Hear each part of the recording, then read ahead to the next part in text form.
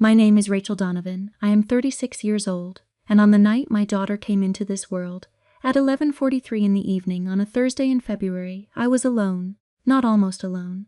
Not alone except for the nurses, alone in the way that leaves a mark on you that no amount of time fully smooths over. The kind of alone where you look at the door of a hospital room every few minutes, not because you expect anyone to walk through it, but because the body does not stop hoping, even when the mind already knows. I had been in labor for 19 hours, my blood pressure had spiked twice. There had been a moment, somewhere around hour 14, when the attending physician had used the phrase, "We may need to make a decision quickly," and I had nodded and said, "Okay," in a voice that came from some part of me that had already learned to handle things without anyone beside her. My parents were in Cancun, not stranded there, not delayed by weather or emergency or anything outside their control. They had known my due date for 4 months. They had booked the trip anyway, a 10-day resort vacation with my father's brother and his wife. And when I had called my mother at 8 in the morning to tell her my contractions were 6 minutes apart, she had said, "Oh, sweetheart, it will probably slow down. First babies take forever. We fly back Sunday. You'll be fine." My daughter was born at 11:43 that night, 7 pounds 2 ounces, 20 inches long, a full head of dark hair, and a cry that filled the room like she had been saving it up. The nurse placed her on my chest, and I held her in both arms and looked at her face, and I said her name out loud for the first time, Iris. Iris Donovan, and I was the only person in the room who heard it. What my parents did not know, what they could not have anticipated when they were poolside in Cancun toasting my uncle's retirement, was that in the room down the hall from mine, an 81-year-old woman named Eleanor Voss was in the final hours of her life, and that Eleanor Voss was my daughter's great-grandmother on her father's side, and that Eleanor had no other living heirs, and that Eleanor's estate, a trust built over 60 years of quiet, deliberate wealth management, was valued at just over $4 million, and that the night Iris was born, Eleanor met her great-granddaughter for the first time, held her for 22 minutes, and instructed her attorney the following morning to transfer the entirety of the trust into Iris's name. My parents came home to a world that had rearranged itself without them. This is that story. Before we go any further, I want to stop and ask you something simple. Where in the world are you right now? What city, what country, what time is it, where you are sitting or standing or driving or lying in bed? Drop it in the comments below. I genuinely love knowing where these stories reach. And if you have ever been the one left to handle the hardest moments completely alone, while the people who were supposed to show up were somewhere else entirely, please like this video and subscribe to Revenge Chronicles. We tell these stories every single day, and every single one of them is for the woman who held it together when no one came. Now let me take you back to where this really began, because the delivery room was not the beginning. The delivery room was just the night the pattern finally became impossible to ignore. I grew up in Glenbrook, Illinois, a suburb of Chicago that sits far enough from the city to feel entirely separate from it, but close enough that my father commuted downtown every day for 31 years. The Donovan house was a 4-bedroom colonial on Whitmore Avenue, brick facade, a 2-car garage, a backyard with a patio, and a gas grill that my father treated like a second career. By most external measures, we were comfortable.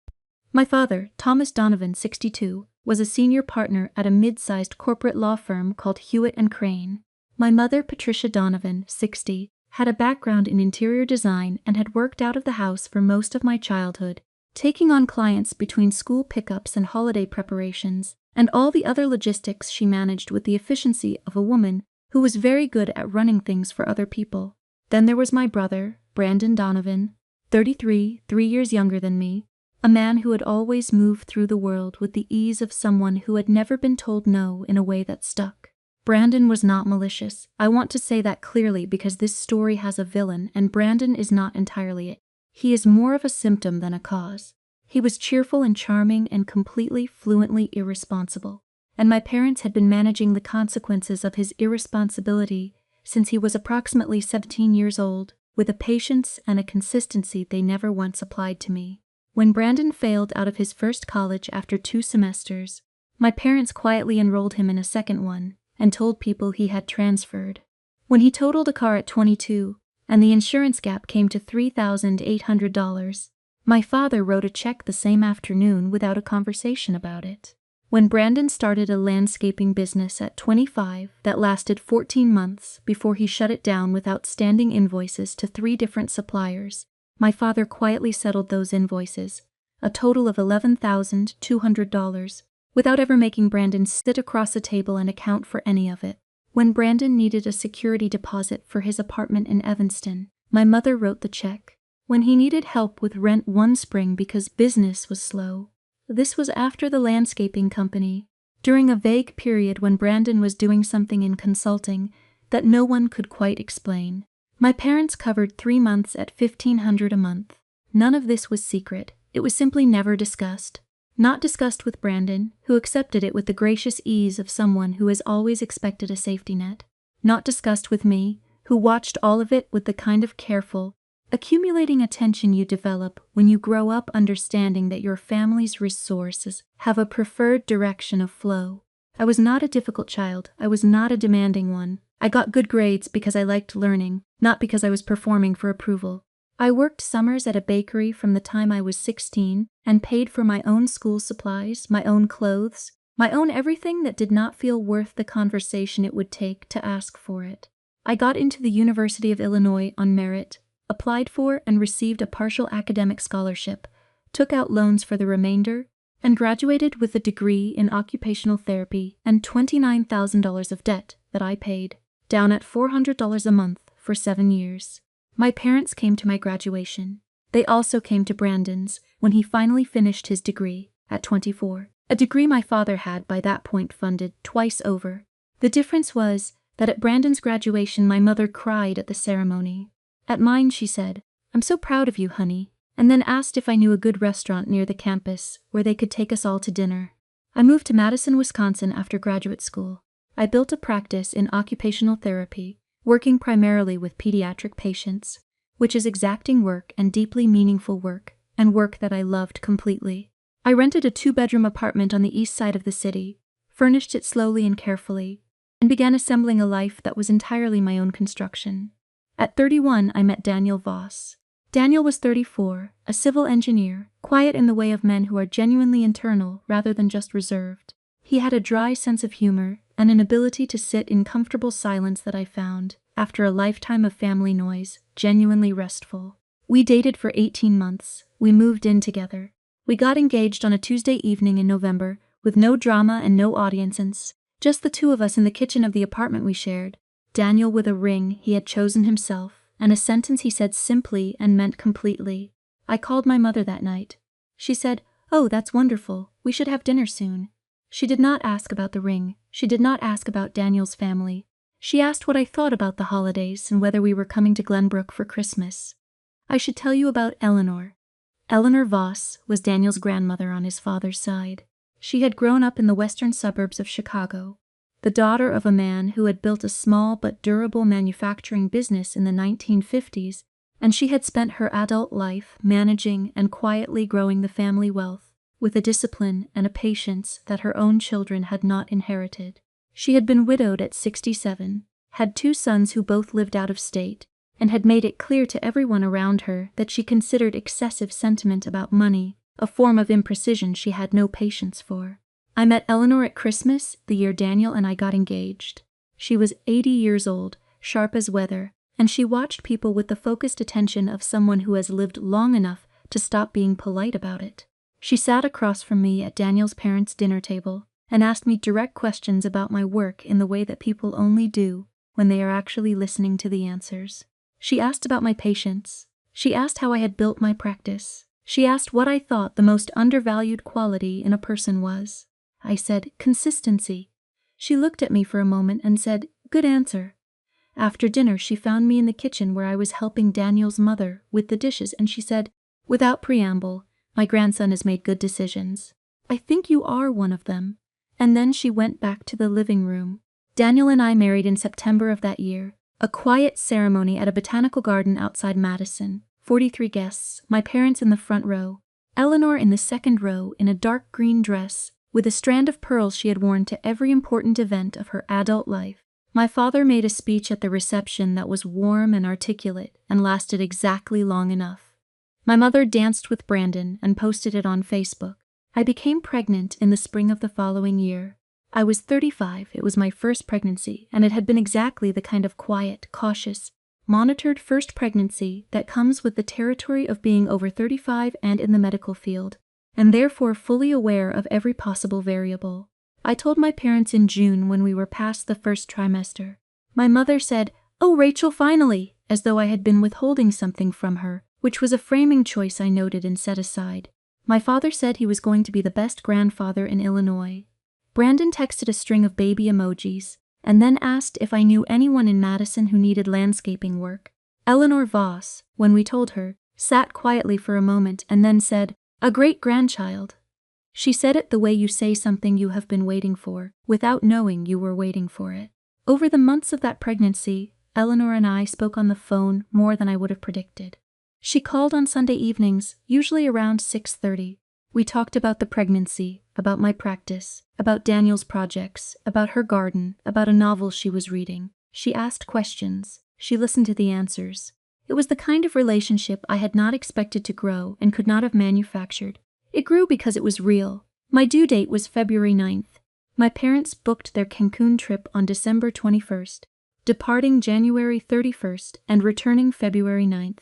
My mother called me the day after booking to tell me, and I remember the precise geography of that phone call. I was standing in the kitchen of our house in Madison. It was a Wednesday morning just before 9 o'clock. The window above the sink had frost on the lower edge of the glass, and she said, "We booked that trip with your father's brother, 10 days in Cancun. We get back on your due date, so we'll basically be there." I said, "Mom, due dates aren't exact." She said, "First babies are always late. You'll be fine, doctor." Avery said the same thing, didn't she? Dr. Avery had said no such specific thing. But I did not argue. I had spent 35 years learning when arguing was and was not going to move the outcome, and this was the latter. Daniel's parents, his mother Sandra and his father Keith, were in Phoenix, where they had retired 3 years prior. Sandra had booked a flight to Madison the moment I called to say my contractions had started. She arrived 6 hours after Iris was born, walked into my hospital room, and held my daughter while I ate a full meal for the first time in 24 hours. That was Sandra. My parents called from Cancun at 2:17 in the afternoon the day after Iris was born. Not at midnight when I had texted that she had arrived. Not at 8 in the morning. At 2:17 in the afternoon. My mother's voice on the phone had the slightly softened quality of someone who has spent the morning at a resort breakfast and feels a little guilty about it. She said, "Oh, Rachel, I'm so sorry we weren't there. How are you feeling? What does she look like? Did Daniel cry?" I told her Iris was 7 pounds 2 ounces and 20 inches and had dark hair. I told her labor had been 19 hours. I mentioned, without drama, that my blood pressure had spiked and there had been a moment when decisions were being discussed. My mother said, "Oh, but you're both fine now, so that's what matters." And then she asked whether I had told my grandmother about the baby. I stayed on the phone for 11 minutes. I said what needed to be said. I did not perform anything.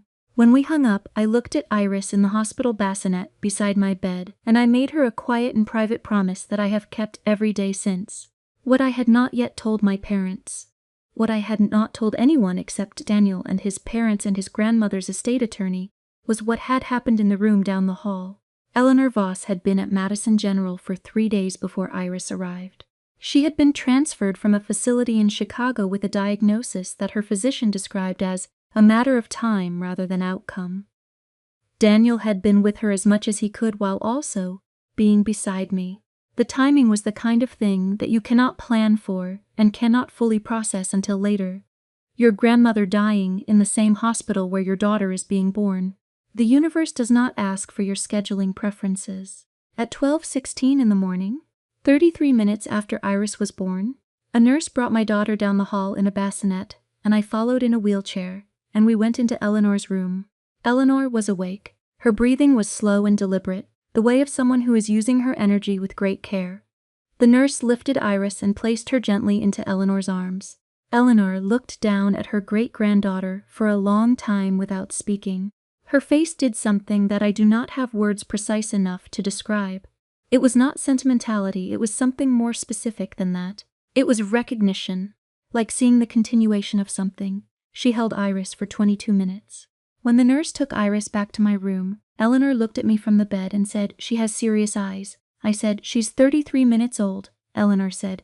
"Some people arrive serious." Then she said, "I have already spoken to Martin." Martin was her attorney, Martin Eberl, who had been managing her estate documents for 20 years. "He will call you in the morning." I said, "Eleanor, you don't have to." She said, "Rachel, I know what I'm doing." Eleanor Voss died at 4:51 in the morning on February 10th. Daniel was with her. I was in my room with Iris. I knew when it happened because I heard Daniel in the hallway afterward, and I knew the quality of his footsteps. Martin Eberle called me at 9:15 the following morning.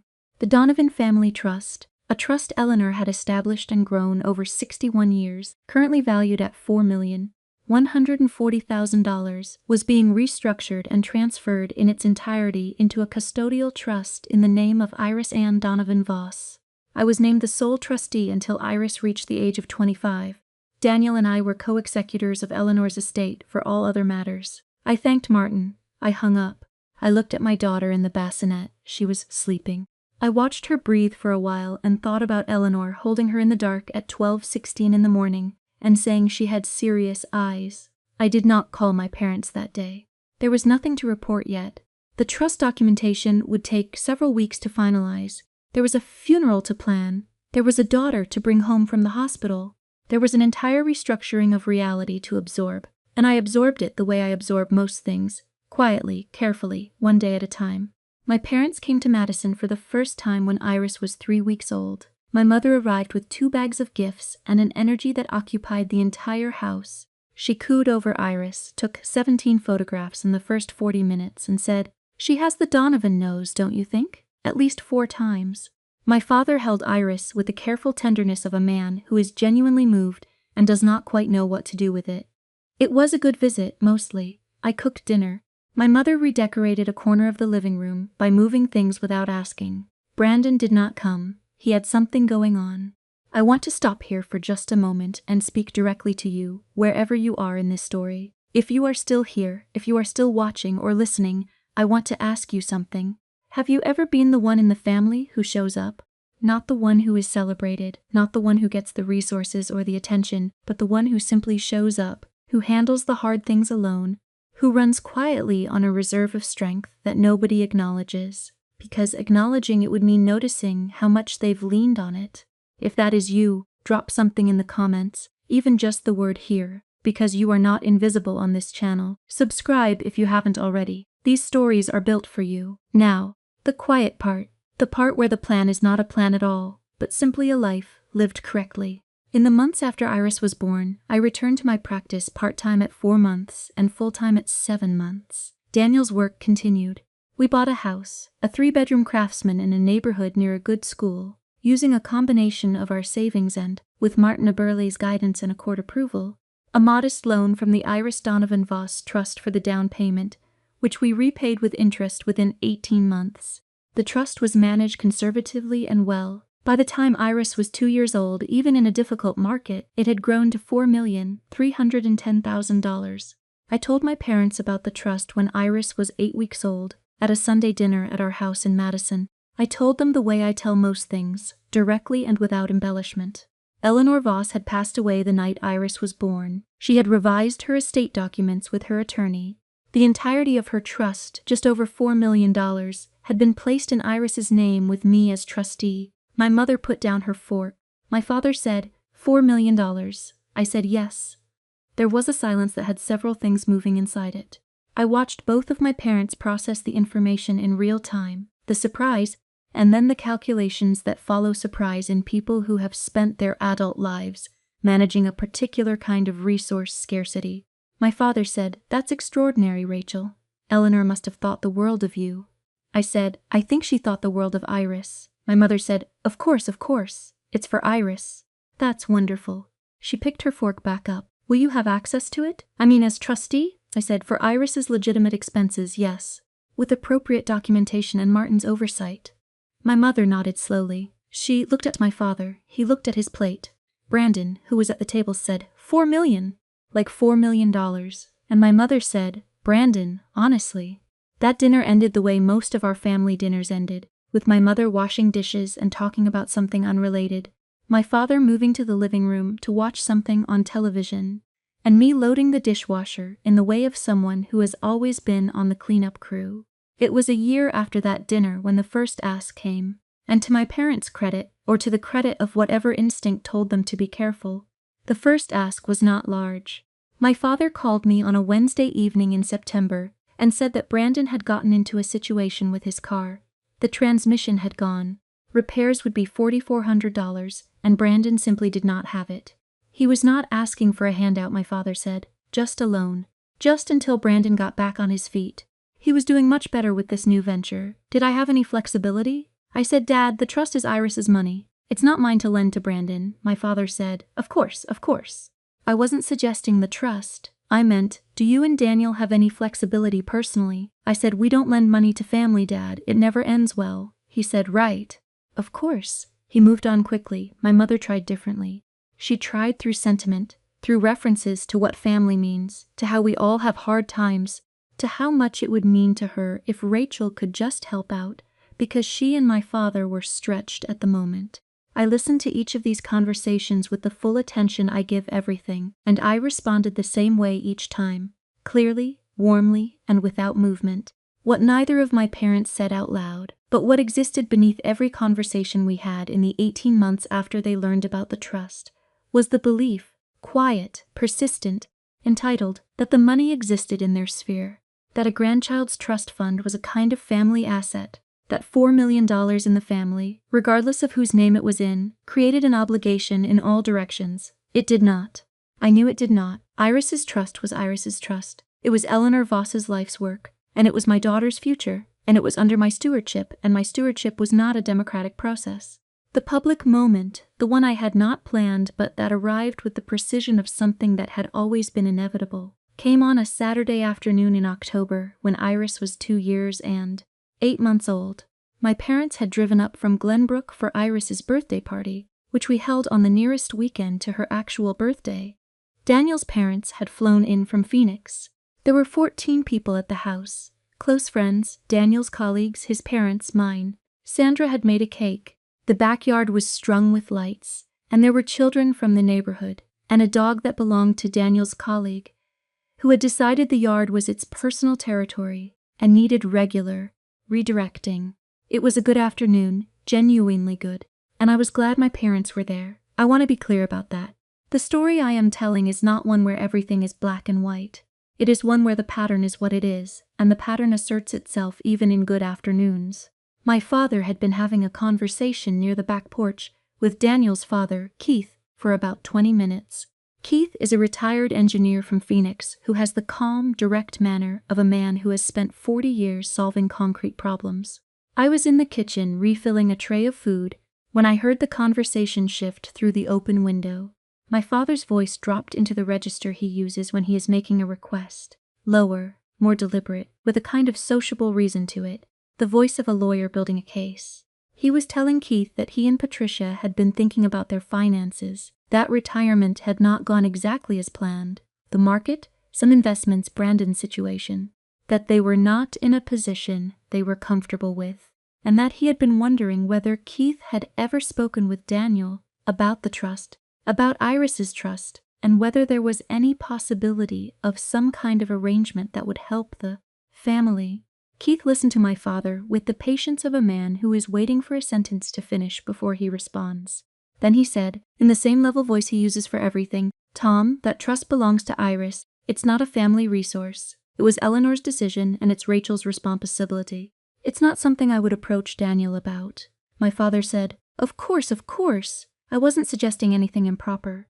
Keith said, I know you weren't, but I want to be clear about where I stand. I stood at the kitchen counter with a tray of food in my hands, and I let that exchange settle over me for a moment. Then I went back outside. 20 minutes later, my mother appeared at my elbow. Iris was sitting in the grass nearby, examining something in the way that 2-year-olds examine things, with her whole body, completely absorbed. My mother watched her for a moment and then said, low and close, Rachel, I need to talk to you about something. About the trust. We're in a difficult position, and I was hoping, I think the right thing for the family would be, I said, in the same voice I use for everything, Mom. Iris's trust is Iris's. I'm not going to have this conversation today or any day. The answer isn't going to change. My mother looked at me. Something moved through her expression that was not anger. It was something older than anger. It was the look of a woman who has just heard something she can no longer negotiate around. I said, "I need to take this tray out," and I walked away.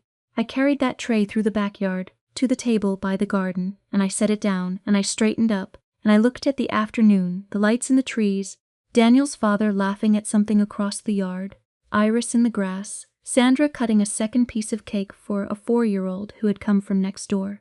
I let myself stand there for a moment, not in triumph, not in vindication, just in the simple recognition that the life I had built was real, and it was mine and it was my daughter's, and it did not require anyone's approval or understanding to exist. After the birthday party, my parents stayed for dinner. My father was quieter than usual. My mother talked about other things. On the way out, she hugged me at the front door and held on a half-second longer than she usually does, and I let her. In the months that followed, the conversations about the trust stopped. I do not know if they stopped because they understood, or because they calculated that the approach was not working, or because something genuinely shifted. What I know is that they stopped. And in the space where those conversations used to be, something else began to grow, something tentative and imperfect but real. My mother began calling just to talk, not to ask, to talk. About Iris's new words, about Daniel's project, about a book she had read. My father started emailing, short direct emails that were not about anything except that he was thinking of me. Brandon called me for the first time in 2 years, a 15-minute call in which he apologized for being absent, and then told me about a new direction he was considering. And I listened without judgment and offered 2 specific suggestions and meant both of them. It is slow, this kind of rebuilding. It does not happen in a single afternoon. It happens in increments that are almost invisible, the way a tree grows. You cannot watch it happen. You can only compare where it is now to where it was a season ago. I think about Eleanor Voss often. I think about her in her room at 12:16 in the morning, holding my daughter for 22 minutes while the rest of the hospital slept, making a decision that was not sentimental, but was deeply intentional. Eleanor did not leave her trust to Iris because she felt sorry for me. She left it because she had spent 81 years watching how people handle difficulty, and she recognized something in the way I handled mine.